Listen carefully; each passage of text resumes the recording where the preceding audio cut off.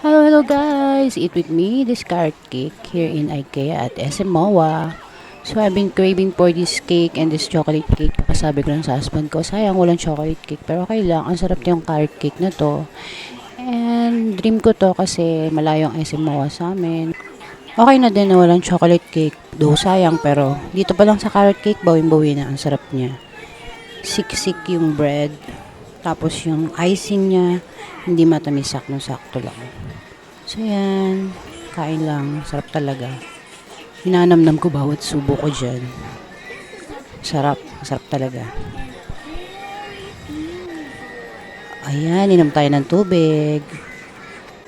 Share ko lang yung order namin habang lumalapang ko ng cake.